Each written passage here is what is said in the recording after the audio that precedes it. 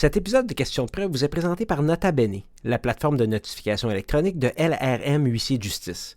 Pourquoi notifier par courrier recommandé pour une quinzaine de dollars alors qu'avec Nota Bene, vous pouvez notifier par courriel de façon sécuritaire en conformité avec toutes les règles de notification. Rendez-vous sur lrmhuissier au pluriel.com, lrmhuissiers.com pour plus de détails. Question de preuve, la non-discrimination génétique.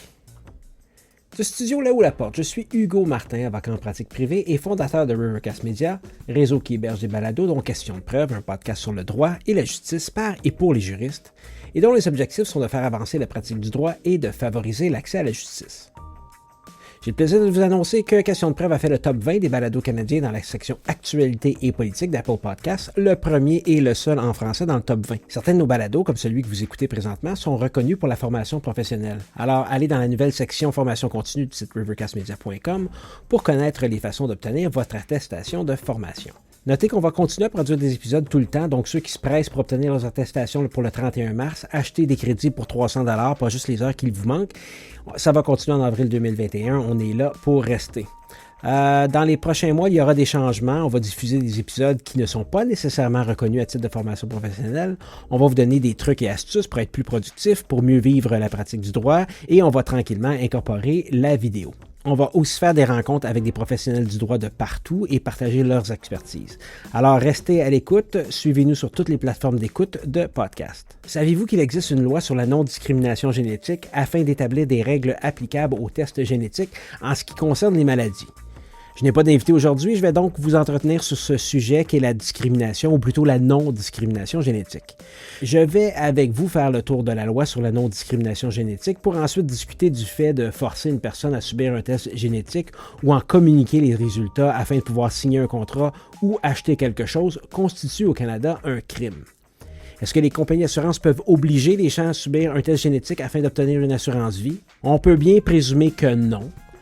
Et que la loi sur la non-discrimination génétique est une bonne chose. Cependant, le gouvernement du Québec était d'avis que le Parlement n'avait pas compétence pour établir ces règles. La Cour d'appel du Québec a d'ailleurs jugé que les règles étaient inconstitutionnelles puisqu'elles ne relevaient pas du droit criminel. Je vais m'attarder sur ce que la Cour d'appel a dit à ce sujet pour ensuite terminer avec ce que la Cour suprême a décidé. C'est donc un balado à l'intersection du droit des libertés fondamentales, du droit des technologies, du droit criminel et du droit constitutionnel.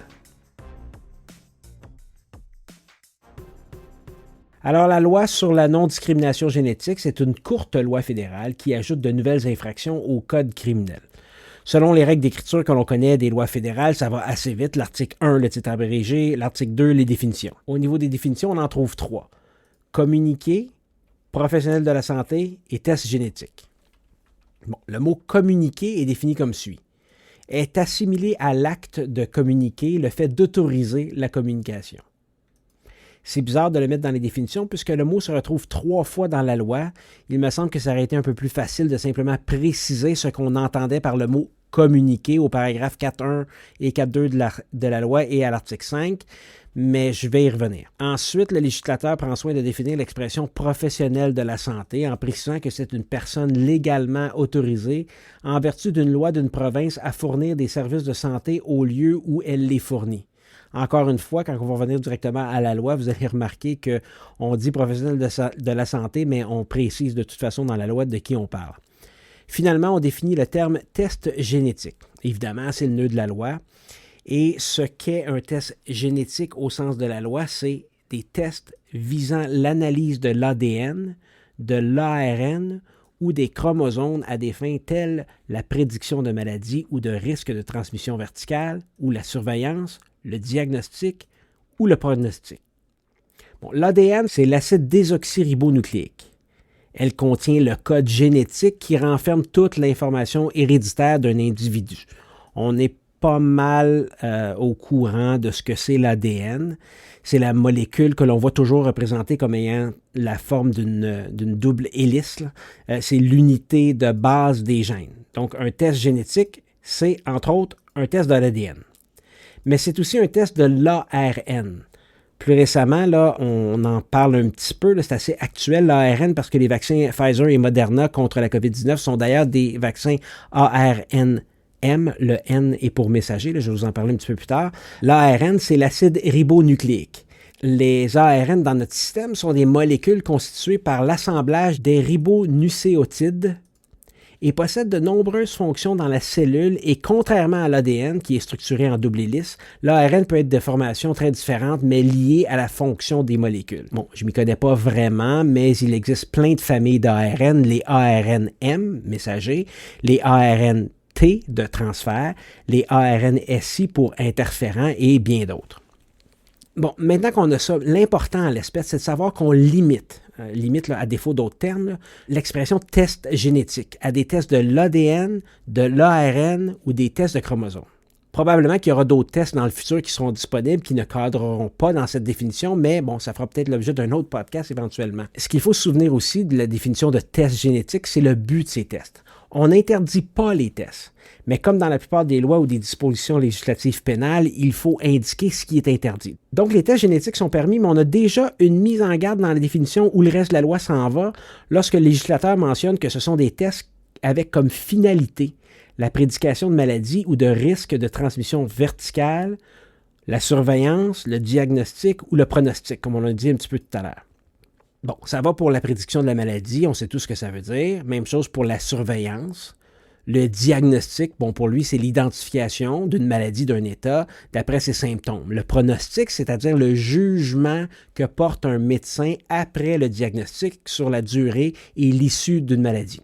Ici, le médecin serait le professionnel de la santé, selon la définition, mais je me suis posé la question de ce que ça voulait dire des risques de transmission verticale, parce que je l'ignorais. Alors, une petite recherche et je suis tombé sur cette définition qui explique bien. Là, la transmission verticale est une expression utilisée en médecine pour décrire le passage direct d'une maladie, d'un caractère génétique ou d'un état particulier d'une génération à l'autre, soit par hérédité, soit par transmission de la mère à l'enfant. Donc, on a l'ensemble, si je peux dire, des éléments de la définition de test génétique. Bon, maintenant qu'on est fixé pour les définitions, vient alors immédiatement les interdictions. C'est une loi fédérale à caractère pénal, alors comme on le sait, le fédéral tombe immédiatement dans le vif du sujet à l'article 3. Donc 3.1, nul ne peut obliger une personne à subir un test génétique comme condition préalable à l'exercice de l'une ou l'autre des activités suivantes. Fournir des biens ou des services, conclure ou maintenir un contrat ou une entente avec elle, offrir ou maintenir des modalités particulières dans le cas d'un contrat ou d'une entente avec elle. Bon, là, je viens de citer 3.1a, B et C, et ça va revenir à 4 et 5. 3.2, deuxième alinéa aussi, le 3.2.2, nul ne peut refuser d'exercer une activité visée à l'un des alinéas 1 A à C, là, que je viens de nommer, à l'égard d'une personne au motif qu'elle a refusé de subir un test génétique. Donc, refuser de subir un test génétique, tu ne peux pas empêcher de fournir des biens ou services, conclure ou maintenir un contrat ou une entente avec elle, offrir ou maintenir des modalités particulières dans le cadre d'un contrat ou d'une entente. Bon, ça me semble assez clair. Donc, si quelqu'un refuse de subir un test génétique, une personne ne peut pas refuser de fournir des biens ou des services, offrir, conclure ou maintenir un contrat ou une entente. L'article 4 suivant est en lien avec 3.1 ABC, donc fournir des biens et services, conclure ou maintenir un contrat, offrir ou maintenir des modalités particulières. Donc 4.1, nul ne peut obliger une personne à communiquer les résultats d'un test génétique comme une condition préalable à l'exercice d'une des activités visées à l'un des alinéas 3.1a à C. 4.2, nul ne peut refuser d'exercer une activité visée à l'un des alinéas 3.1 A à C à l'égard d'une personne au motif qu'elle a refusé de communiquer les résultats d'un test génétique.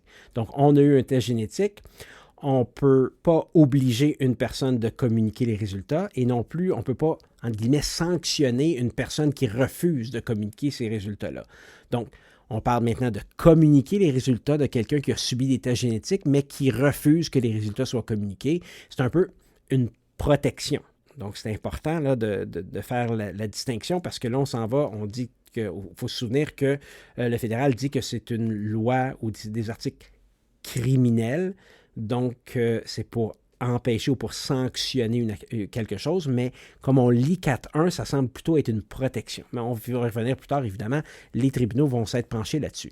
L'article 5, on parle de consentement écrit. Il est interdit à quiconque exerce une activité visée aux alinéas 3.1 AAC, encore une fois, à l'égard d'une personne de recueillir, d'utiliser ou de communiquer les résultats d'un test génétique de celle-ci sans son consentement écrit.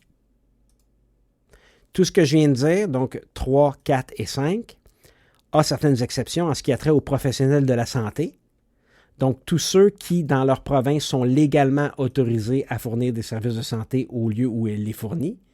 Donc, pas à la maison Jacinthe, là, comme l'a dit le juge Nathalie Duchesneau. Là, pour ceux qui suivent un petit peu l'actualité et vous regarderez un petit peu qu'est-ce qui s'est passé avec la maison Jacinthe de notre actrice, je pense que c'est une actrice ou une personnalité québécoise là, qui a une maison de santé. La juge Nathalie Duchesneau a rendu une décision sur certains des vidéos qui sont partagées par la maison Jacinthe. En tout cas, c'est un aparté complet. Ce que je suis en train de dire, c'est que je ne suis pas sûr si les services qui sont fournis par la maison Jacinthe rentrent dans la définition de professionnels de la santé. Ces exceptions sont à l'article 6, là, pour au niveau des professionnels de la santé, qui prévoit que les articles 3 à 5 ne s'appliquent pas aux médecins, aux pharmaciens et à tout autre professionnel de la santé qui fournissent des services de santé à une personne. Bon, c'est pour ça que j'ai dit plus tôt que je me demandais pourquoi on avait pris soin de définir l'expression professionnel de la santé alors qu'on prévoit à 6A médecin et pharmacien immédiatement. Là. Bon, trop fort casse pas. 6B s'applique pas non plus aux chercheurs qui mènent des recherches médicales, pharmaceutiques ou scientifiques à l'égard d'un participant à ces recherches. Donc, ce qu'on veut, c'est encourager les gens à prendre ou à faire des tests génétiques pour justement encourager la recherche médicale, la recherche pharmaceutique ou la recherche scientifique. Et ça, c'est tout à fait louable comme objectif.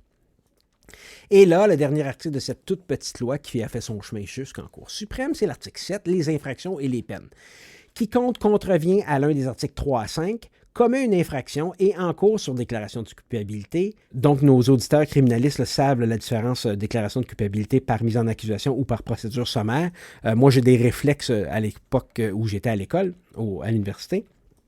Mais par mise en accusation, une amende maximale de 1 million de dollars et un emprisonnement maximal de 5 ans ou l'une de ses peines, ou par procédure sommaire, une amende maximale de 300 000 $ et un emprisonnement maximal de 12 mois ou l'une de ses peines. Donc, clairement, on veut prohiber les comportements avec le montant des amendes et les peines d'emprisonnement là, qui sont, selon moi, substantielles. Maintenant qu'on a fait le tour de la loi promulguée en 2017, c'est quoi qui a hérité le gouvernement du Québec? Bon, c'est assez simple. Le gouvernement du Québec argumente qu'il est du ressort des provinces de légiférer sur ce sujet. Alors qu'en 2015, lors de consultations en comité parlementaire, un expert a témoigné à l'effet que de nombreux Canadiens ne se sentaient pas prêts à se prévaloir du dépistage de leur profil génétique en raison de conséquences néfastes qu'un test pourrait avoir sur eux-mêmes ou sur leurs enfants. Plusieurs groupes de soutien, des groupes représentant des familles affligées par des troubles génétiques graves, des scientifiques, des chercheurs du domaine médical ont interpellé le gouvernement fédéral pour que celui-ci adopte des mesures législatives permettant de pallier aux excès potentiels du recours aux tests génétiques. Donc, le Québec dit que c'est du ressort des provinces. Là, on sait qu'en comité parlementaire, les Canadiens semblent être d'accord avec l'objectif de la loi. Donc, il ne faut pas abuser des résultats des tests génétiques, là, si je peux me permettre de dire ça comme ça. Là, je tiens à noter que même le Parlement a adopté les articles 1 et 7 de la loi contre l'avis de la ministre de la Justice du Canada. À l'époque, en 2017, c'était la ministre Jody Wilson-Raybould. Je pense qu'on se souvient tous de la façon qu'elle est rentrée et qu'elle est sortie du Conseil des ministres, mais ceci dit, c'est pas pour ça. Donc, c'est en dépit de... Donc, c'est contre l'avis, de la ministre de la Justice de l'époque et en dépit de l'opinion de son ministère concluant que ces dispositions sont inconstitutionnelles et qu'elles ne relèvent pas de la compétence fédérale prévue par la loi constitutionnelle de 1867, mais se rapportent plutôt à la réglementation des contrats et de la fourniture de biens et services, qui est un domaine de compétence provinciale en vertu des paragraphes 92, 13 et 16 de la Constitution. Donc, on se souvient, là, donc, ce qu'il faut retenir, c'est que le Parlement a quand même adopté la loi contre l'avis de son ministère. Bon, En tout cas, le gouvernement du Québec estimait que le Parlement empiétait sur sa compétence. Il a soumis la question de la validité constitutionnelle des articles 1 à 7 de la loi à la Cour d'appel du Québec en demandant si ces dispositions étaient ultra-virées de la compétence du Parlement en matière de droit criminel selon 91-27 de la loi constitutionnelle de 1867. Alors, 91 de la Constitution, c'est dans la section distribution des pouvoirs législatifs, les pouvoirs du Parlement. Ça nous dit: il sera loisible à la Reine, de l'avis et du consentement du Sénat et de la Chambre des communes, de faire des lois pour la paix, l'ordre et le bon gouvernement du Canada, relativement à toutes les matières ne tombant pas dans la catégorie de sujets par la présente loi exclusivement assignés aux législatures provinciales, mais pour plus de garantie, sans toutefois restreindre la généralité des termes si haut employés dans le présent article, il est par la présente déclaré que, nonobstant toute disposition contraire énoncée dans la présente loi, l'autorité législative exclusive du Parlement du Canada s'étend à toutes les matières tombant dans les catégories de sujets ci-dessous énumérés, savoir, 2 points, et là je m'en vais jusqu'à 27, la loi criminelle, sauf la constitution des tribunaux de juridiction criminelle, mais y compris la procédure en matière criminelle. Alors, maintenant qu'on sait tout ça, on a parlé de la loi, on a parlé de la position du gouvernement du Québec, on a d'ailleurs parlé aussi de la position ou de l'avis du ministère de la Justice du Canada. Je vous ai dit qu'est-ce que 91-27 de la loi constitutionnelle de 1867 prévoit, donc c'est un pouvoir du Parlement que de faire des lois criminelles. Qu'est-ce que dit la Cour d'appel du Québec dans l'affaire du renvoi relatif à la loi sur la non-discrimination génétique édictée par les articles 1 à 7 de la loi visant à interdire et à prévenir la discrimination génétique?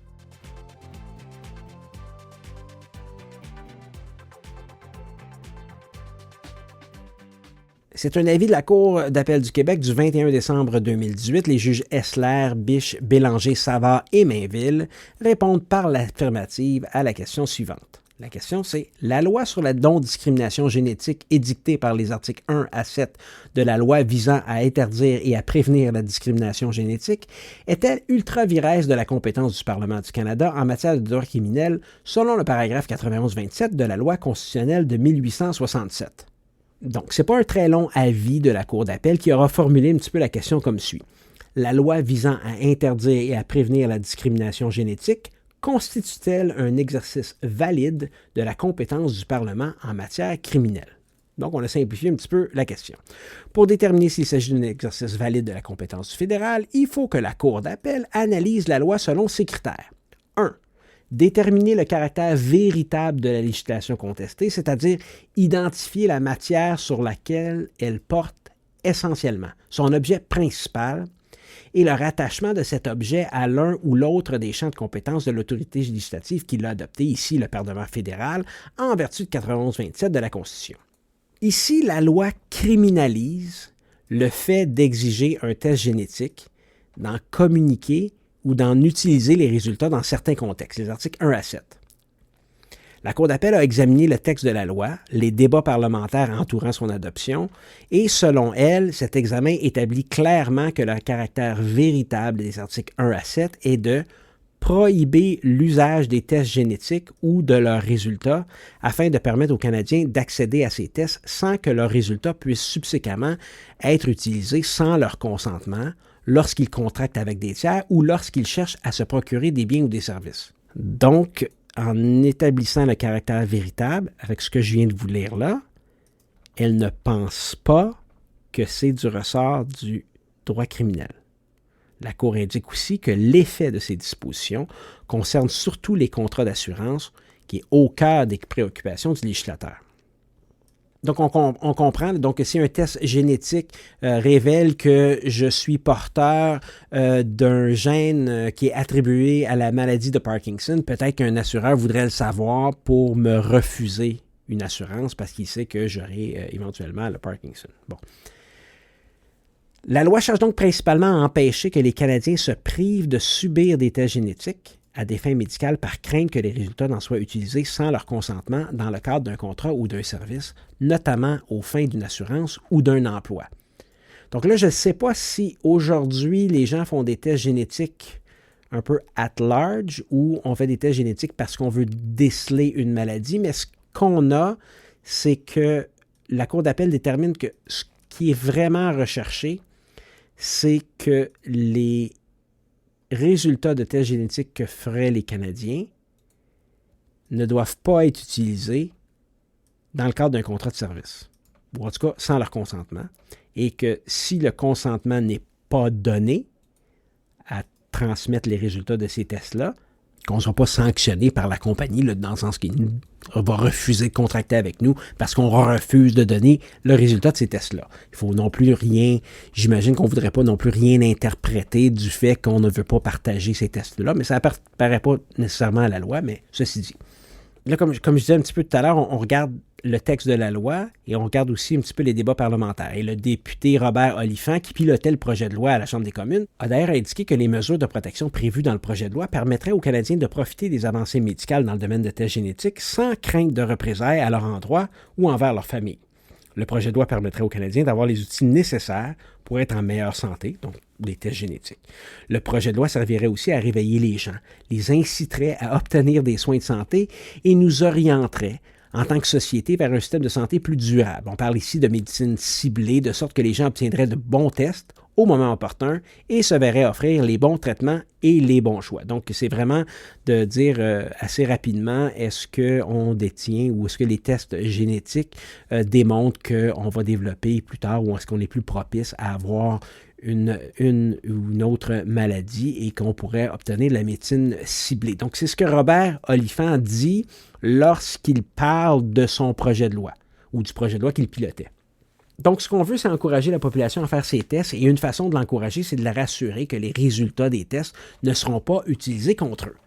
C'est un peu de la promotion de l'accès à des tests génétiques, si vous me demandez. C'est important, c'est sûr, sans aucun doute. Mais est-ce la bonne façon de légiférer? Faire de la promotion d'une technologie une matière criminelle. Bon. La Cour d'appel nous dit que son examen des débats du libellé de la loi est en fait la promotion des tests génétiques. Malgré le titre de la loi, puis là on va y revenir plus tard, le titre de la loi. Le caractère véritable de ces articles 1 à 7 n'est pas d'interdire la discrimination génétique. La loi vise plutôt à interdire l'accès aux renseignements obtenus au moyen des tests génétiques, sans pour ailleurs prohiber l'utilisation des renseignements génétiques qui peuvent être dévoilés volontairement, donc on parlait de consentement un peu plus tôt, ou qui peuvent être requis ou obtenus par d'autres moyens, tels l'historique familial ou des tests médicaux d'une autre nature. Ça, moi, j'en parlais un petit peu tout à l'heure aussi tantôt. On limite vraiment tests génétiques, mais peut-être qu'on va avoir d'autres tests plus tard qui vont permettre d'arriver au même résultat. Ceci dit, on verra bien. Ces articles n'empêchent pas non plus la discrimination génétique qui pourrait résulter de l'utilisation de tels renseignements. C'est ce que la Cour d'appel nous dit. Donc, dans l'ensemble, ils rendent plus difficile l'accès à ces renseignements ainsi que leur utilisation. La Cour d'appel, au paragraphe 11 de l'avis, nous dit « En réalité, le but est d'encourager le recours aux tests génétiques afin d'améliorer la santé des Canadiens en supprimant la crainte de certains que ces renseignements puissent éventuellement servir à des fins de discrimination génétique dans la conclusion de contrats ou la fourniture de biens ou de services, tout particulièrement les contrats d'assurance ou d'emploi. » Maintenant que l'objet de la loi est cerné par la Cour d'appel, cet objet est-il de droit criminel? Donc l'objet, le vrai but de la loi, est-il du ressort du droit criminel? La Cour d'appel reprend donc les propos du juge Rand, de notoriété par la formule Rand. On se souviendra tous de la formule Rand en droit du travail, convention collective, syndicat. Ceci dit, donc c'est un arrêt du juge. En tout cas, donc je reviens les propos du juge Rand de la Cour suprême en 1949. La loi constitutionnelle date de 1867, donc on peut remonter assez loin pour l'interpréter. Je disais donc, le juge Rand dans Reference Re-Validity of Section 5A of the Dairy Industry Act, il disait A crime is an act which the law, with appropriate penal sanctions, forbids. But as prohibitions are not enacted in a vacuum, we can properly look for some evil or injurious or undesirable effect upon the public against which the law is directed. That effect may be in relation to social, economic, or political interests, and the legislature has had in mind to suppress the evil or to safeguard the interests threatened. In examining the question, we are to consider not only the matters and conditions upon which the legislation will operate, but as well its consequences. And in addition to what will be judicially noticed, Evidence may be presented in a case which calls for it. The court, in its inquiry, is not bound by the ex facie form of the statute, and in the ordinary sense of the word, the purpose of a legislative enactment is generally evidential of its true nature or subject matter. Under a unitary legislature, all prohibitions may be viewed indifferently as of criminal law, but as the case cited demonstrate, such classification is inappropriate to the distribution of legislative power in Canada. Bon, c'est ce que le juge Rand nous dit sur c'est quoi un crime puis comment on fait pour l'identifier, mais j'imagine non plus que ça n'aidait pas la cause du fédéral lorsque la Cour d'appel du Québec a précisé que c'est la première fois que la compétence fédérale sur le droit criminel est invoquée afin d'interdire l'utilisation de renseignements dans la conclusion de contrats ou la fourniture de biens et services relevant de la compétence provinciale, et ce, au motif de la crainte que ces renseignements puissent être utilisés à des fins potentiellement discriminatoires.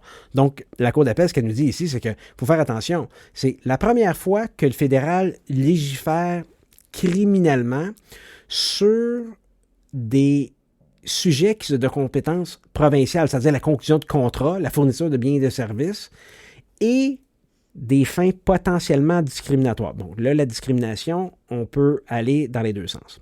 Et là, la Cour d'appel remodifie un peu encore la question initiale et dit qu'il faut décider si l'interdiction d'obliger une personne à subir ou à communiquer les résultats d'un test génétique comme condition préalable à la fourniture de biens et services ou à la conclusion d'un contrat, dont notamment un contrat d'assurance ou d'emploi à des fins de promotion de la santé des Canadiens, constitue un exercice justifié de la compétence fédérale en droit criminel.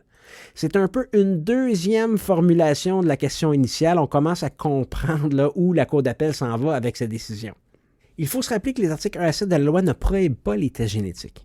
Ils interdisent plutôt d'exiger un test génétique ou d'en exiger la communication ou l'utilisation des résultats dans le cadre de la conclusion d'un contrat ou de la fourniture de biens et services, sauf du consentement de la personne concernée. Je l'ai dit à quelques reprises. Le mal, donc ce que nous disait le juge Rand, là, quand il parlait de « evil » or « injurious » or « undesirable effect », donc le mal qu'on parle ici, c'est un mal au sens du droit criminel que le Parlement cherche ici à proscrire, sinon dans la perspective de favoriser ou de promouvoir la santé des individus, ce qui ne saurait constituer un objectif principal de droit criminel.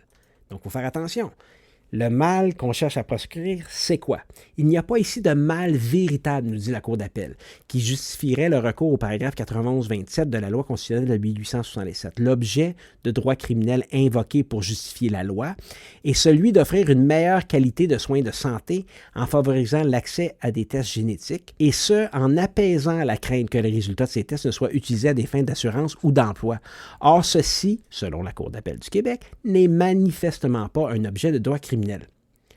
Bon, j'étais pas là au procès, là, mais j'imagine qu'on a plaidé l'analogie avec la compétence criminelle en matière de tabac ou de drogue illégale, parce que la Cour d'appel a précisé que la situation en lien avec la loi se distingue foncièrement de ces deux matières, le tabac et les drogues illégales, qui présentent intrinsèquement un péril pour la santé publique, ce qui n'est pas le cas des tests génétiques. Je ne peux pas être en désaccord avec ça, la Cour d'appel a raison. La Cour d'appel termine comme ceci.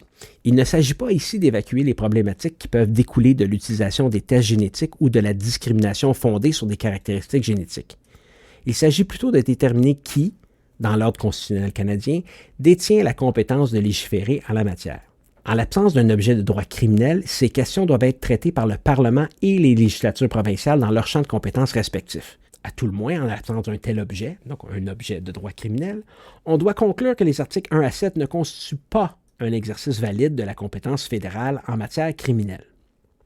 Un peu plus loin, en somme, la compétence du Parlement sur le droit criminel ne peut être exercée lorsque l'objet de la loi ne se situe pas véritablement dans le cadre du droit criminel. C'est manifestement le cas en l'espèce. Alors c'est gagné. Eh bien non, le fédéral porte cet avis en appel devant la Cour suprême du Canada. Mais le Québec ne faisait plus cavalier seul. Sont intervenus le procureur général de la Colombie-Britannique, le procureur général de la Saskatchewan, l'Association canadienne des compagnies d'assurance de personnes. Là, vous pouvez penser que l'Association canadienne des compagnies d'assurance de personnes, quel bord elle était. La Commission canadienne des droits de la personne. Là, vous pouvez penser aussi quel côté elle était. Le commissaire à la protection de la vie privée du Canada et le Collège canadien des généticiens médicaux.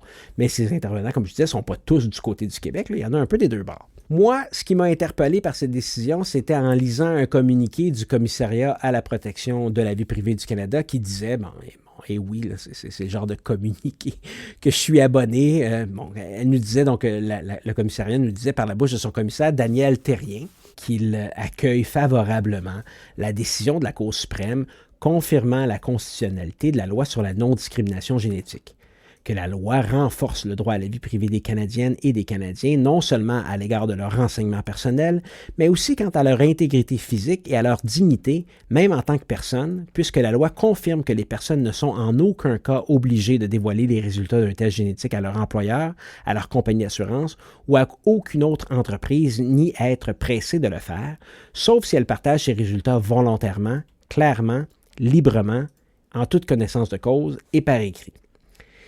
Là, M. Thérien, le commissariat, lit un peu dans la décision majoritaire de la Cour suprême qu'en reconnaissant le caractère constitutionnel de la loi, elle cherche à protéger l'intérêt important des individus de décider d'accéder ou non aux renseignements génétiques détaillés que révèle un test génétique ou de communiquer ou non les résultats des tests à des tiers. La collecte des renseignements personnels, y compris les renseignements génétiques sensibles, peut entraîner la discrimination.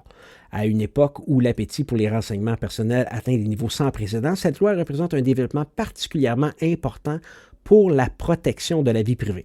Bon, en lisant ça, je n'étais pas certain si j'étais d'accord, mais ça a piqué ma curiosité et je me suis penché sur ce communiqué-là, sur la décision de la Cour d'appel du Québec, sur la décision de la Cour suprême, d'où l'épisode là, que vous écoutez présentement.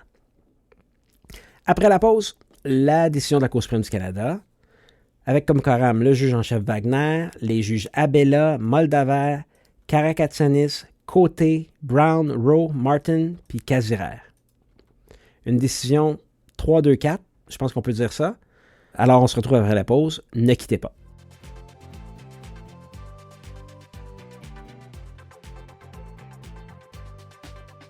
Alors c'est pas de surprise, je m'époumonne à vous dire que c'est non seulement une bonne aubaine, mais c'est vraiment la meilleure façon de faire la formation professionnelle continue. Moi, comment c'est arrivé, c'est quand les obligations de formation professionnelle continue ont été annoncées par le barreau du Québec, là, il y a maintenant plusieurs années. J'ai commencé à m'inscrire à des formations, des fins de semaine ou les grands rendez-vous de la formation qui sont d'excellentes ressources. J'allais à des lunchs. Évidemment, je cherchais les formations les moins chères possibles, incluant les formations qui étaient plus proches de mon bureau. Donc, je me déplaçais en salle, j'allais dans un lunch.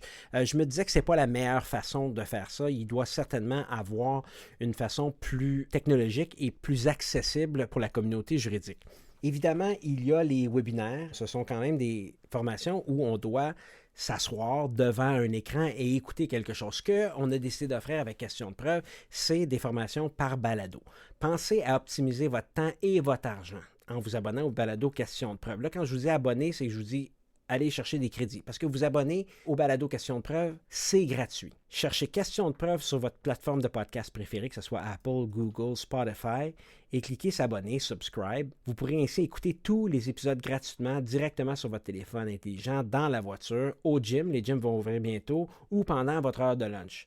De plus, vous y verrez apparaître automatiquement vos nouveaux épisodes dès la sortie, sans aucune intervention de votre part. Donc ça, c'est la première étape. Abonnez-vous sur vos plateformes de podcast. Pour les juristes qui nous écoutent, vous abonner à Question de preuve, c'est aussi une façon d'obtenir toutes vos heures de formation continue pour aussi peu que 300 $. Quand je dis toutes vos heures de formation, on se souvient, et souvenez-vous tous, il y a des heures de formation obligatoires en déontologie. C'est le Barreau du Québec qui offre ça. Donc, je vous invite à aller voir les formations du Barreau du Québec en déontologie. Mais nous, notre promotion, ça vous permet de profiter d'un tarif équivalent à 10 $ l'heure de formation que vous pouvez faire n'importe où, n'importe quand. Reconnu par le Barreau du Québec et la Chambre des notaires du Québec, nos formations en podcast vous permettent de réaliser vos heures de formation tout en relaxant à la maison lors de vos déplacements, en vous entraînant au gym, en promenant votre chien. Mon ami Bill qui promène son chien en écoutant mes balados. Vous trouverez tous les détails sur le site internet. Abonnez-vous, rivercastmedia.com, section questions de preuve.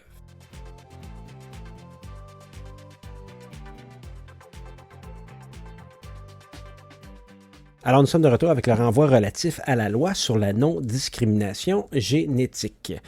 Quand je veux lire une décision de la Cour suprême du Canada, ou plutôt avant d'en parler, là, je passe toujours par la cause en bref de la Cour suprême du Canada. Je me demande pourquoi ça n'a jamais fait partie de mes outils du praticien, mais la cause en bref de la Cour suprême du Canada a commencé il y a 3 ans, mars 2018.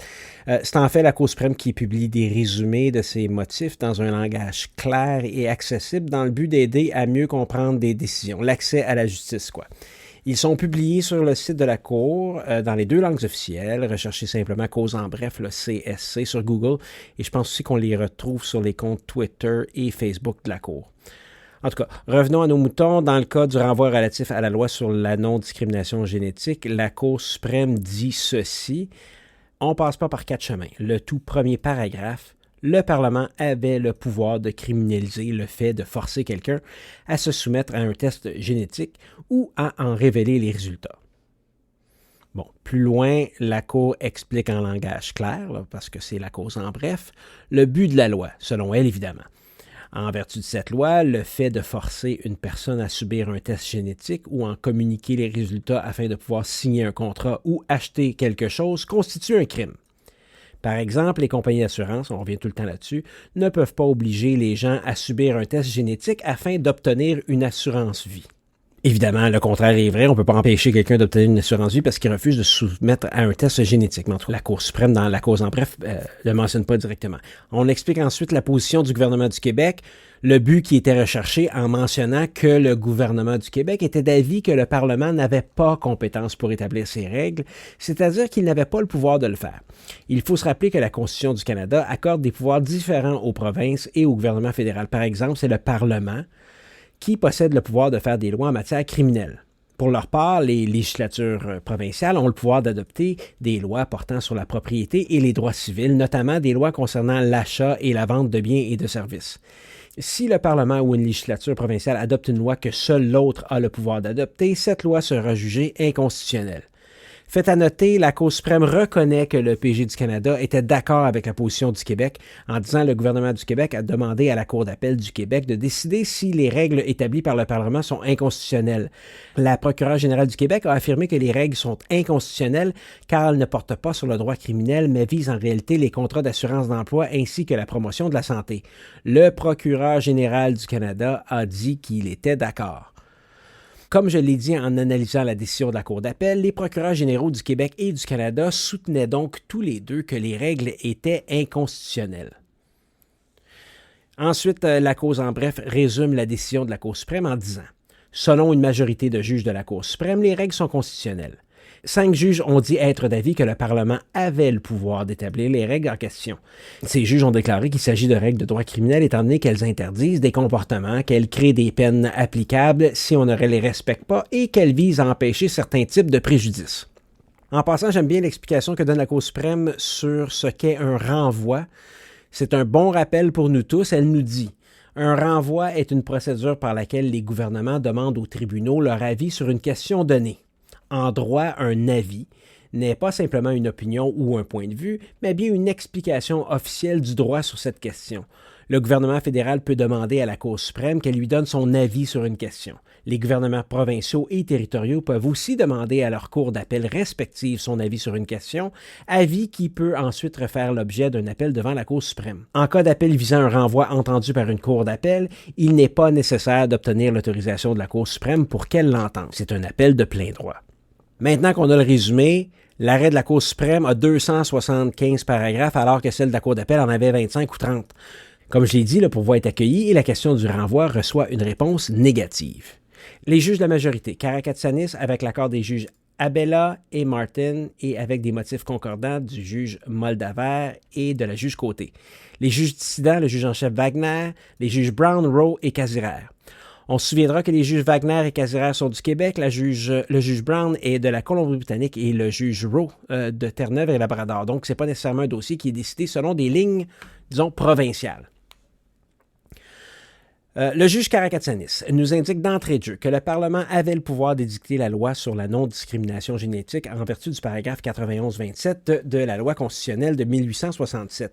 Le caractère véritable des dispositions contestées consiste à protéger le contrôle qu'exercent les personnes sur leurs renseignements personnels détaillés révélés par des tests génétiques dans les vastes secteurs de la conclusion de contrats et de la fourniture de biens et services, afin de répondre à la crainte des Canadiens et Canadiennes que leurs résultats de tests génétiques ne soient utilisés contre eux et de prévenir la discrimination fondée sur ces renseignements. Cette matière est classifiée à bon droit comme relevant de la compétence du Parlement en droit criminel. Les dispositions reposent sur un objet de droit criminel car elles répondent à une menace de préjudice pour plusieurs intérêts publics qui se chevauchent et qui sont traditionnellement protégés par le droit criminel. Ces menaces à l'intérêt public, l'autonomie, la vie privée, l'égalité et la santé publique. Donc les mots sont bien choisis. Mais on peut quand même se poser la question si, lorsqu'il parle justement de contrats et de la fourniture de biens et de services, si ce n'est pas plutôt de compétences provinciales. Ceci dit, la Cour suprême est claire depuis un bon bout de temps au niveau des critères de détermination. Donc, pour déterminer si une loi relève de la compétence du Parlement ou de celle des législatures provinciales, le tribunal doit d'abord procéder à sa qualification et ensuite, sur ce fondement, classifier la loi eu égard aux chefs de compétences fédéraux et provinciaux établis par la Constitution. Donc, la première étape, la qualification. À cette étape, le tribunal doit déterminer le caractère véritable de la loi. Le but est d'identifier l'objet véritable, même s'il diffère de son objet apparent ou déclaré. Donc, on identifie l'objet véritable et on pourrait peut-être penser que l'objet apparent ou déclaré est différent. On peut comprendre, pour pas que ce soit, là je veux dire le mot subterfuge, mais il ne faut pas que ce soit quand même une façon détournée d'atteindre un autre objectif. C'est ce que le tribunal nous dit. Donc, le tribunal cherchera d'abord à qualifier les dispositions particulières contestées plutôt que le régime législatif dans son ensemble. Dans ce cas-ci, on a les articles 1 à 7, mais c'est dans le fond le régime législatif dans son ensemble parce que les articles 1 à 7 finalement emboîtent à peu près tout, afin de déterminer si ces dispositions ont été validement adoptées. Pour déterminer le caractère véritable d'une loi, il faut examiner son objet et ses effets juridiques et pratiques. La qualification joue un rôle essentiel lors de la classification d'une loi, de sorte qu'il faut définir avec précision la matière de la loi. L'accent est mis sur la loi elle-même et ce sur quoi elle a réellement trait. Et là, ça c'est important quand même parce qu'en dissidence, on va parler de la même chose, mais différemment. Je ne sais pas comment on peut le dire ça, mais continuez à écouter, vous allez voir le lien que je fais entre les deux. Donc, encore une fois, on est avec le juge Karatsakanis pour la majorité. Donc, pour déterminer l'objet d'une loi, le tribunal examine tant la preuve intrinsèque qu'extrinsèque. La preuve intrinsèque comprend le texte de la loi et les dispositions qui énoncent expressément l'objet visé, ainsi que le titre et la structure de la loi. Pour le titre, là, je vais avoir des petits commentaires tantôt. La preuve extrinsèque inclut les déclarations faites lors des travaux parlementaires et celles tirées des publications gouvernementales. Les effets tant juridiques que pratiques sont également pertinents lorsqu'il s'agit d'établir le caractère véritable d'une loi. Les effets juridiques découlent directement des dispositions de la loi elle-même, alors que les effets pratiques découlent de l'application de la loi. En s'attardant notamment sur le titre de la loi et le libellé des interdictions aux articles 1 à 7, la majorité dit que ces articles ont pour objet de combattre la discrimination génétique et la crainte de la discrimination génétique fondée sur des résultats de tests génétiques en interdisant une conduite qui expose les personnes à la discrimination génétique dans les secteurs de la conclusion de contrats et de la fourniture de biens et de services. Donc, moi, là, si je le lis comme ça semble être de une compétence provinciale, mais on continue. Les interdictions créées par les articles 3 à 5 s'appliquent à un vaste éventail de circonstances dans lesquelles des personnes pourraient subir un traitement préjudiciable fondé sur la décision de subir ou non un test génétique. Elles ne visent pas une activité ou un secteur particulier, mais elles visent plutôt une conduite qui rend possible la discrimination génétique. Donc, c'est sur la conduite qu'on s'attarde. Puis, passant par les débats parlementaires, donc ce serait la preuve extrinsèque, les juges majoritaires disent ceci. Les débats parlementaires fournissent une preuve solide à l'appui du point de vue selon lequel les articles 1 à 7 visent à combattre la discrimination génétique. Les débats indiquent clairement que le mal immédiat, on se souviendra ce que le juge Rand nous a dit, auquel la loi vise à remédier, est l'absence d'une protection juridique à l'égard des résultats de tests génétiques, ce qui exposait les personnes à la discrimination génétique et entraînait la crainte de la discrimination génétique. Donc, protection, exposé, craintes. Tout ça par rapport à la discrimination génétique. Ces préoccupations correspondent au titre de la loi, je vais revenir encore, et au libellé des interdictions. L'effet pratique le plus direct et le plus important aussi des interdictions est de permettre aux gens d'exercer un contrôle sur la décision de subir ou non un test génétique et sur l'accès aux résultats d'un tel test. C'est ce que font les interdictions en empêchant qu'une personne se voie imposer l'obligation de subir un test génétique comme condition d'accès à des biens, à des services et à des contrats, et en empêchant, donc inversement, l'utilisation non consensuelle des résultats d'un test génétique effectué sur une personne lorsque celle-ci cherche à obtenir des biens et des services et à conclure des contrats. Bon, au niveau de l'utilisation consensuelle, fort est à parier que si jamais on fait un test génétique, puis on se fait dire que notre génétique est parfaite, là, encore une fois, à défaut d'un autre mot, mais j'imagine que les gens n'auront pas de problème à donner ou à partager les résultats des tests. C'est normalement quand il va y avoir un problème que les gens ne voudront pas partager ces résultats de tests-là. De base, on ne peut pas se faire obliger de subir un test, mais si on prend ces tests-là, on n'est pas obligé de les partager. Comme je dis, fort est à parier que quand on ne veut pas les partager, c'est parce qu'il y a quelque chose de pas correct. Je pense, à moins de me tromper, que les compagnies d'assurance, disons, je ne veux pas les diaboliser, mais probablement qu'il se trouverait une autre façon de refuser de couvrir quelqu'un. Mais en tout cas, peut-être qu'il y a d'autres protections qui s'appliquent dans d'autres lois. Donc, je reviens à la classification, ou bien plutôt, je continue pour la classification. Donc, c'est le paragraphe 91-27 de la Constitution qui confère au Parlement l'autorité législative exclusive en ce qui a trait au droit criminel. Des dispositions législatives constitueront des dispositions de droit criminel valides si, par leur caractère véritable, on revient encore à ça, 1. Elles contiennent une interdiction. Donc, les paragraphes, les articles 3 à 5 sont clairs.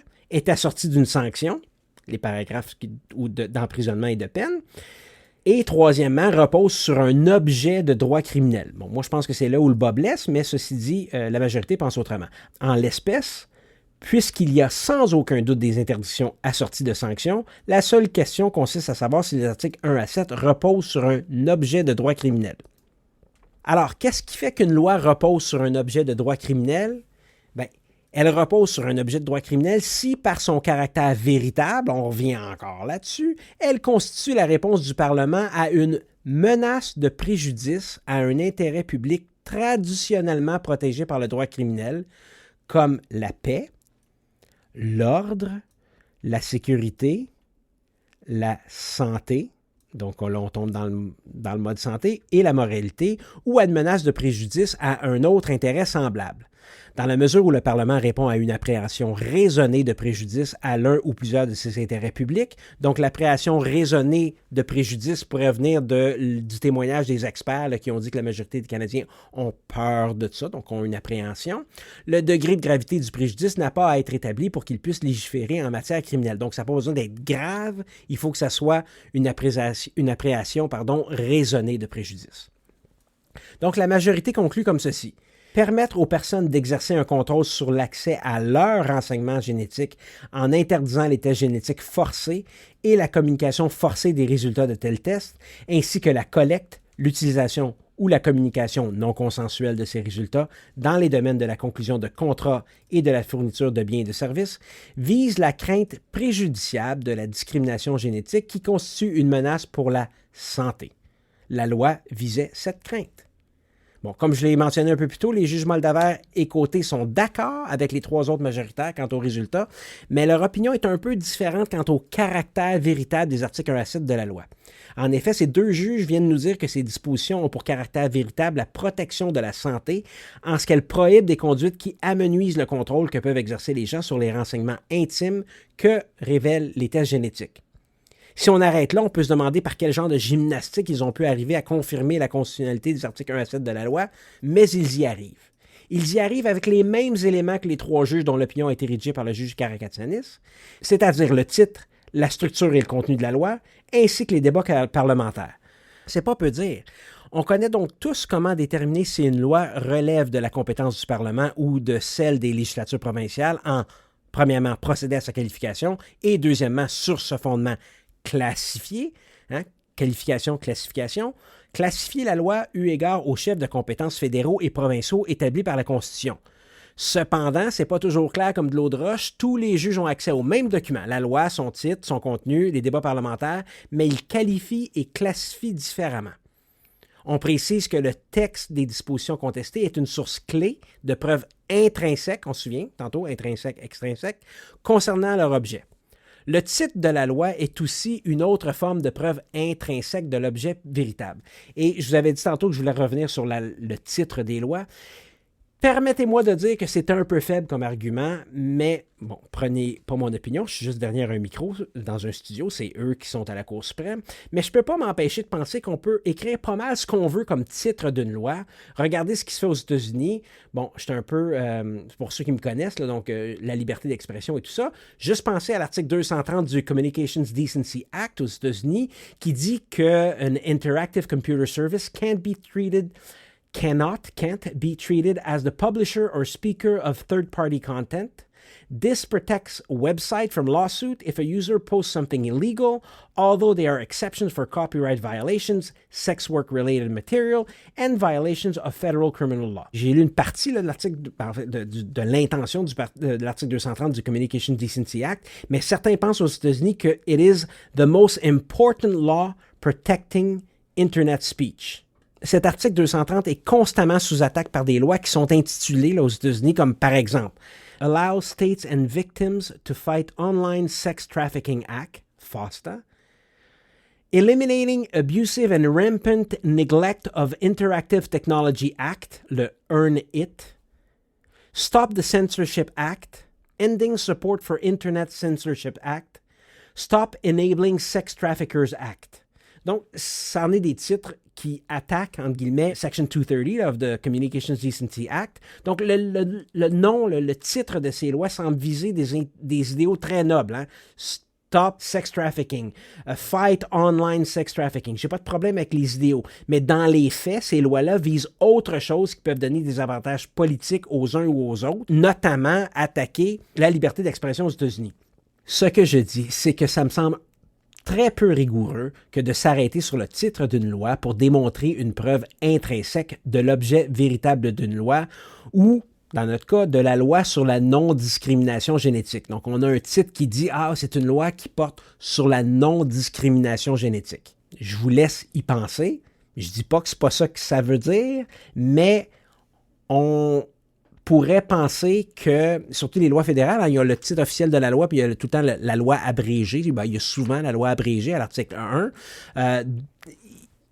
Pensons-y, on pourrait appeler une loi quelque chose qui aurait peut-être dans son ensemble un objectif qui ressemble au titre de la loi, mais certains articles à l'intérieur de cette loi-là visent d'autres objectifs. Donc, c'est un peu particulier. Bon, qu'à cela ne tienne, Moldaver et Côté sont d'accord sur ceci.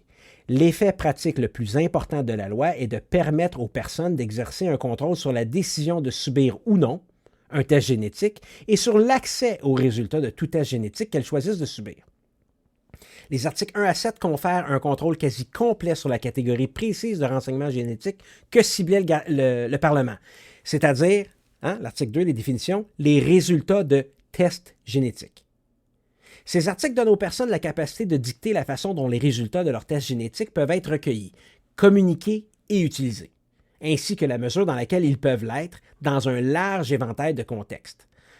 Les effets de ce contrôle se répercutent en définitive sur la protection de la santé. On disait tantôt, c'est quoi les objectifs là, criminels? Bon, un de ceux-là, c'est la santé publique. Et ceci en permettant aux gens d'exercer un contrôle sur les renseignements intimes liés à leur santé révélés par des tests génétiques. Les dispositions pertinentes ont pour effet de réduire leur crainte que ces renseignements soient utilisés à leur détriment d'une myriade de façons. Et pour ce qui est de la classification, c'est bien simple, les deux juges nous disent. Les articles 1 à 7 de la loi reposent sur un objet de droit criminel car ils visent à éliminer une menace. Point, merci beaucoup.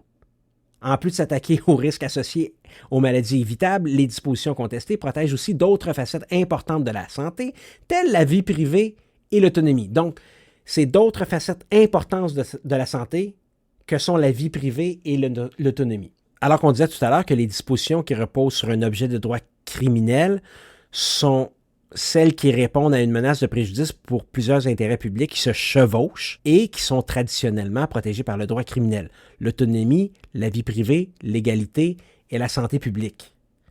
Alors là, ici, on dit que, pas nécessairement que ça se chevauche, on dit qu'il protège d'autres facettes importantes de la santé, et d'autres facettes importantes de la santé sont la vie privée et l'autonomie. Bon, de toute façon, il y a toujours une gymnastique quand on veut arriver au but qu'on cherche. Alors, c'est ça que Moldaver et Côté ont dit, sont arrivés très directement et assez facilement à la conclusion que la qualification et la classification correspondaient aux tests qu'on veut pour déclarer constitutionnels les articles 1 à 7 de la loi.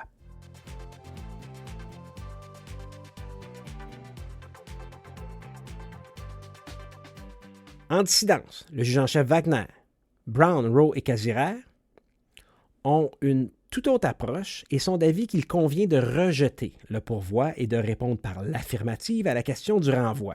L'adoption des articles 1 à 7 de la loi, selon eux, ne relève pas de la compétence du Parlement en matière de droit criminel prévue à 91-27 de la Constitution.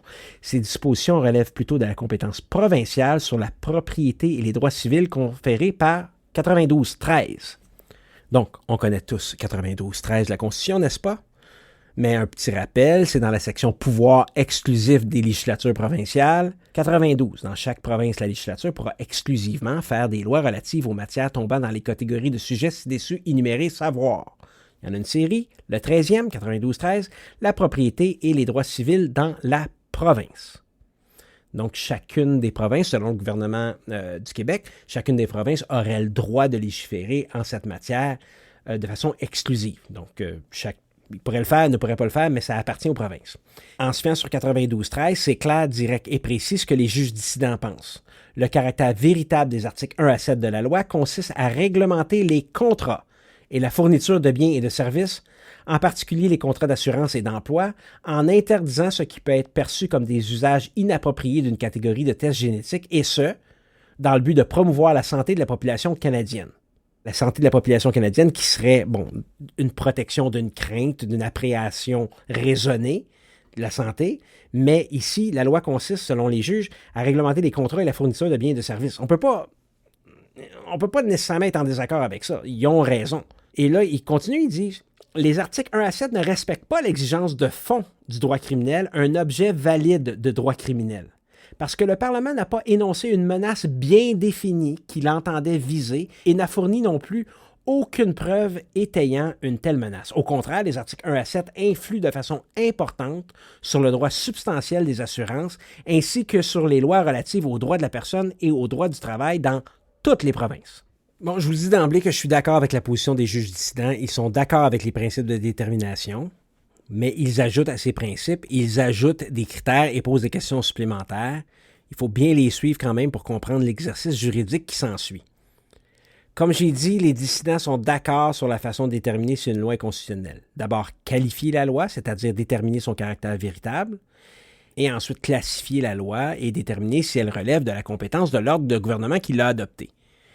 Mais ils ajoutent que la démarche de qualification de dispositions législatives contestées doit être aussi précise que possible.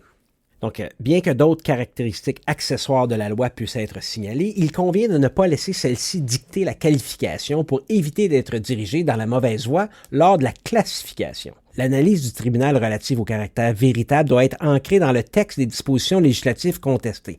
Ancré dans le texte des dispositions législatives contestées. Le tribunal doit aussi prendre garde de ne pas laisser la forme régir l'analyse relative au caractère véritable. Il devrait se pencher sur la substance même de la loi pour déterminer sa portée véritable. Pour discerner l'objet visé par l'adoption des dispositions contestées, il faut examiner tant la preuve intrinsèque que la preuve extrinsèque. On est un peu dans les mêmes eaux, mais vous allez voir. En ce qui concerne la preuve intrinsèque, bien que le titre d'une loi puisse être utile pour déterminer le caractère véritable de celle-ci, un législateur peut recourir au titre à d'autres fins. Quand j'ai pris mes notes, alors que je lisais la décision de la Cour, et je vous en ai parlé tantôt pour le titre de la loi, là, je vous dis que je n'avais pas lu encore ce que Casirère avait dit au nom des dissidents. Donc, je continue. Donc, on disait, un législateur ne peut recourir au titre à d'autres fins. En l'espèce, ni le titre intégral de la loi, ni son titre abrégé ne saurait refléter clairement l'objet véritable des dispositions contestées. Ils ne permettent pas de conclure que les articles 1 à 7 visent à interdire ou à prévenir la discrimination fondée sur des motifs génétiques. Ils n'indiquent pas non plus que l'objet principal du Parlement est axé sur la vie privée et l'autonomie. Donc, et là, encore une fois, je suis d'accord, mais on ne peut pas non plus être en désaccord. C'est pas le titre qui parle de vie privée, qui parle d'autonomie, qui parle de santé. Quand on lit le titre, ça ne permet pas de conclure qu'est-ce que les articles 1 à 7 viennent nous dire finalement, ou plutôt 3 à 5 viennent nous dire. Le juge Casirère ajoute, et je suis tout à fait d'accord avec lui si mon opinion peut vous intéresser, comme aucun préambule ni aucune disposition sur l'objet de la loi n'expose sa raison d'être, le libellé des dispositions revêt une importance particulière lorsqu'il s'agit de déterminer leur caractère véritable.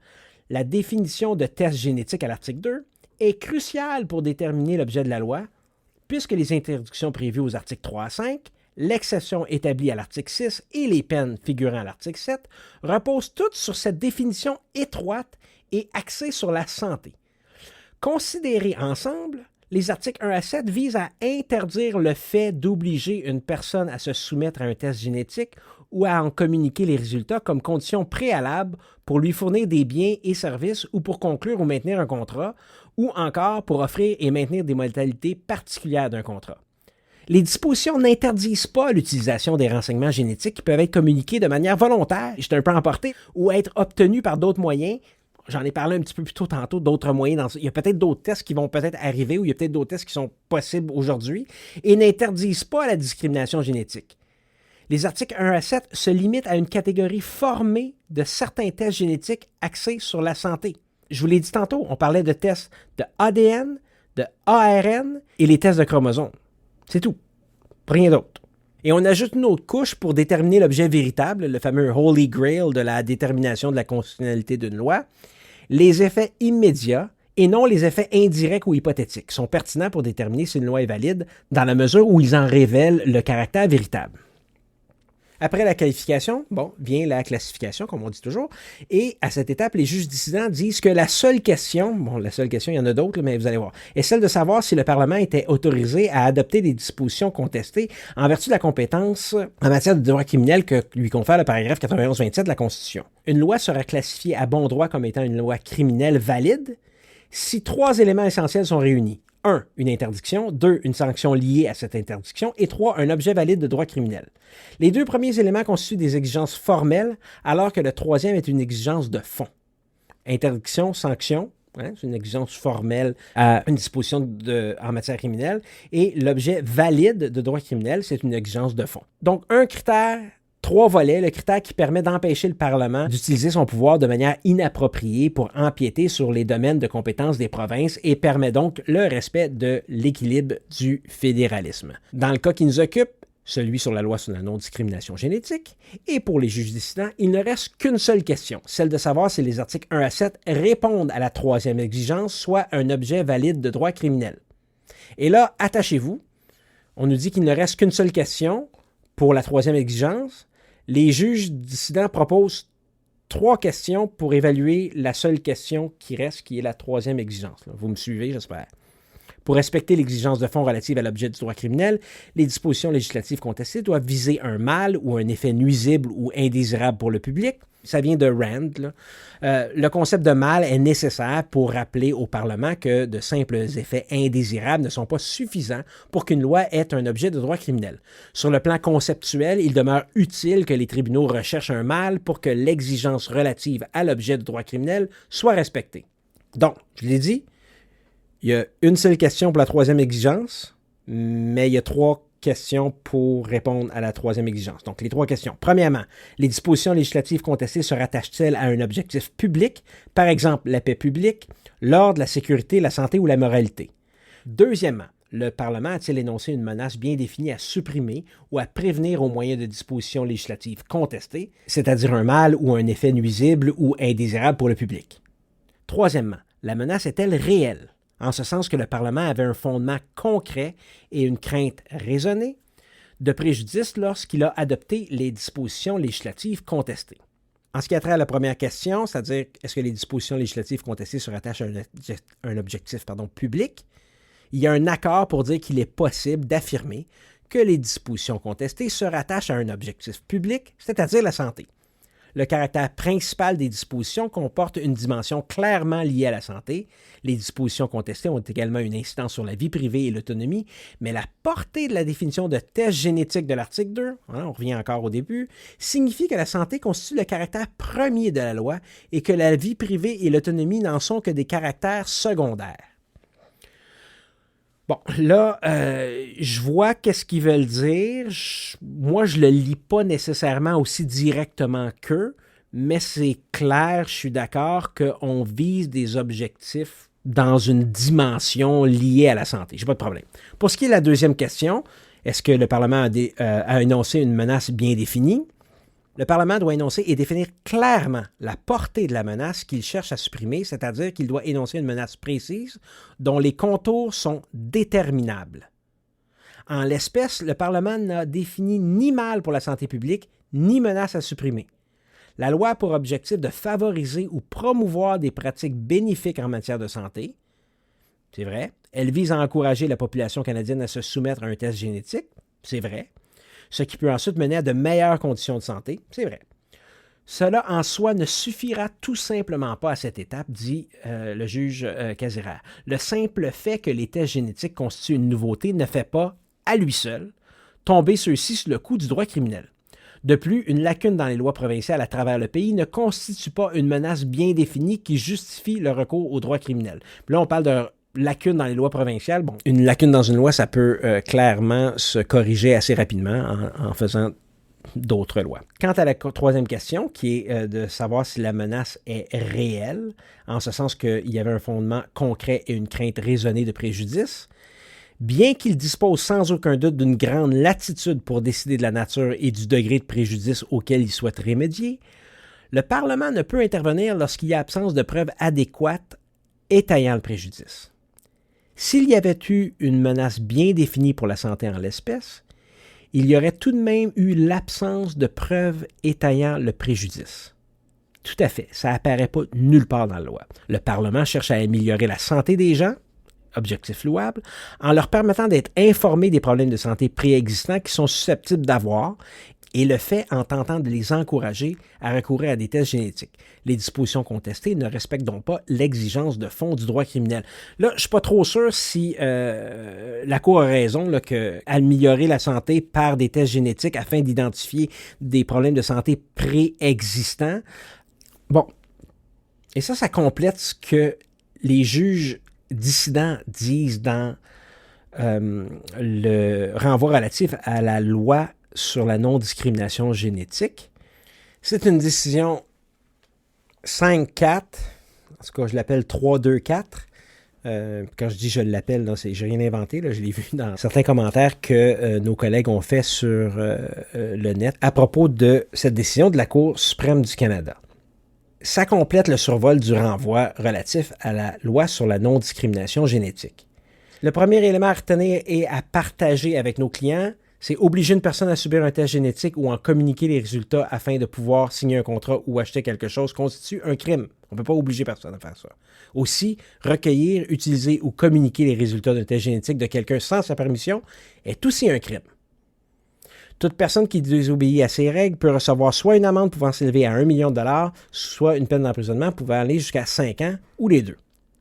Il faut retenir aussi les critères de détermination de la compétence du fédéral en matière de crime ou de loi criminelle et le processus pour arriver à faire cette détermination. C'est de ça qu'on a parlé.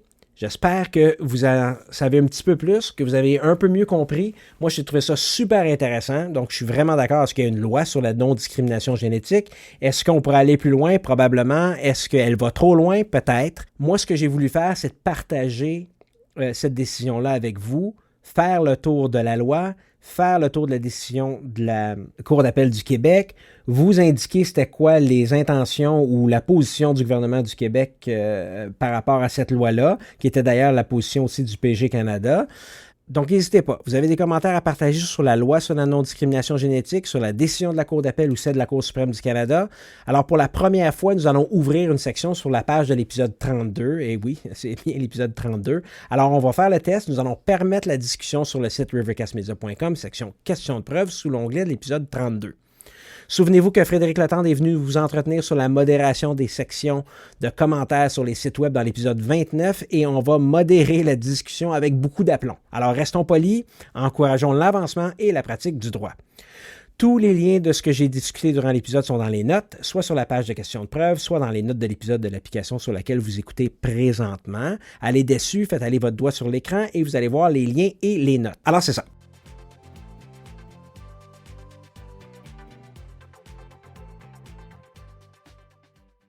Et comme à tous les épisodes, on a l'outil du praticien de nos invités. Je vais vous partager mon outil du praticien que j'ai aujourd'hui rapidement.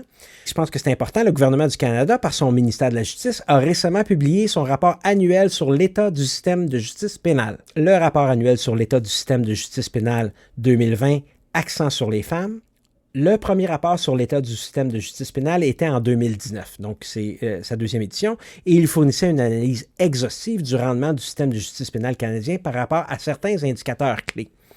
Le rapport de cette année donne un aperçu du rendement du système de justice pénale d'un point de vue fondé sur le sexe. Il établit le rendement du système par rapport à des indicateurs clés dans le contexte social général en tirant parti des recherches en sciences sociales. Ce rapport explore les différences entre les sexes dans la perception du système de justice pénale ainsi que la prévalence et la nature des expériences vécues par les victimes, les survivants, les accusés et les délinquants. Lorsque les données sont disponibles, le rapport explore les expériences uniques des femmes autochtones et se penche sur la façon dont les expériences diffèrent en fonction de caractéristiques liées à l'identité comme l'âge, l'identité sexuelle et le statut socio-économique. Sur l'édition 2020 du rapport, le ministre de la Justice et procureur général du Canada, David Lametti, qui est aussi député de LaSalle-Verdun, nous dit que le rapport est axé sur la perception qu'ont les femmes du système de justice pénale ainsi que sur leurs interactions avec celui-ci en tant que victimes, survivantes, accusées ou contrevenantes. Nous savons que les femmes constituent l'écrasante majorité des victimes de certains types d'actes criminels violents et qu'elles représentent une population carcérale en croissance. Nous savons également que la victimisation joue un rôle important dans l'expérience qu'ont de nombreuses femmes en tant que contrevenantes. Et il ajoute que les femmes autochtones continuent à connaître des taux de victimisation avec violence particulièrement élevés. D'autres groupes de femmes sont également à risque de subir de la violence, notamment les personnes handicapées, les personnes LGBTQ2, les immigrantes et les réfugiés, les femmes vivant dans des communautés nordiques ou rurales, ainsi que les femmes racialisées. Le gouvernement du Canada reste déterminé à prévenir et à combattre la violence sexiste d'une manière globale, dit-il, inclusive et fondée sur les expériences vécues par les femmes et les personnes de différentes identités de genre partout au Canada. Les thèmes de ce rapport, des collectivités sûres, équitables et accessibles, la confiance à l'égard du système, le fonctionnement du système de justice pénale, les mécanismes de résolution, la surveillance correctionnelle, les victimes et les survivants, les Autochtones, les personnes marginalisées et vulnérables. Le rapport est disponible sur le site du ministère de la Justice. Je vous encourage à le lire. J'ai aussi mis le lien dans les notes de l'épisode. Alors, c'était mon outil du praticien pour aujourd'hui.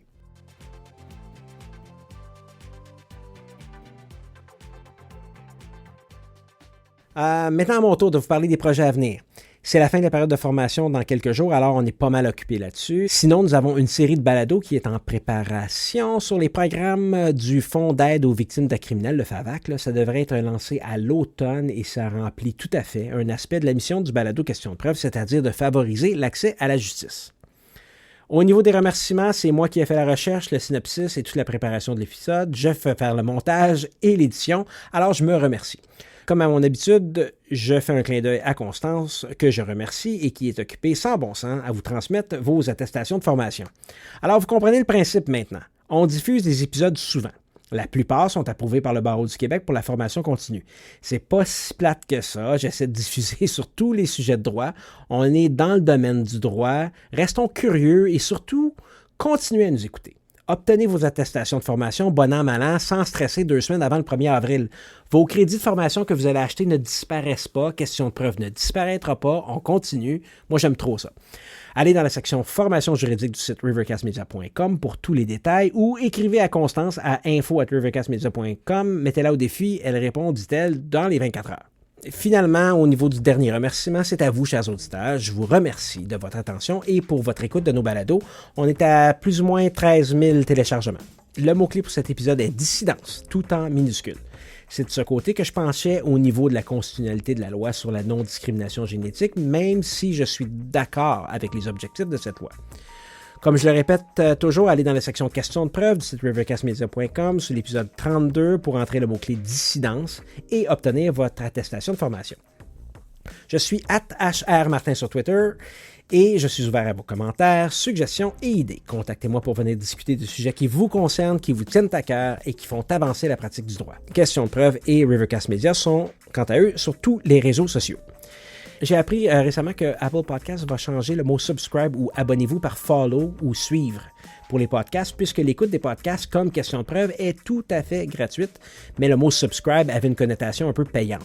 On verra si Apple va faire ça et si les autres vont suivre, mais ceci dit, la façon la plus facile de nous écouter, c'est de vous abonner. Faire subscribe sur toutes les plateformes d'écoute de podcasts comme Apple Podcasts, Google Podcasts, Spotify, iHeart, Stitcher, TuneIn, n'importe quelle application de balado. Moi, comme je dis pas mal toujours, ma préférée, c'est Pocket Casts. Ceci dit, maintenant, achetez des crédits de formation. 10$ de l'heure pour un forfait de 30 heures, meilleur deal. C'est pas assez cher pour vous empêcher d'aller à d'autres formations, des lunchs, des congrès. Comme toujours, bonne chance pour en trouver cependant. Acheter des crédits de formation, ça nous permet de continuer à produire et diffuser. Si vous aimez ça, nous écouter dans la voiture, faites d'une pierre deux coups. Vous arrivez aux attestations de formation, cherchez questions de preuve sur Google pour nous trouver. Le prochain épisode dans quelques jours sera sur le projet de loi 64. Ne le manquez pas. Idée originale, animation, réalisation, montage et recherche, Hugo Martin. À la technique audio, Sabrina Roy. La musique et les clips audio sont de Feu René Gagnon. À l'équipement audio, Sergio Travaglione de Music Red One.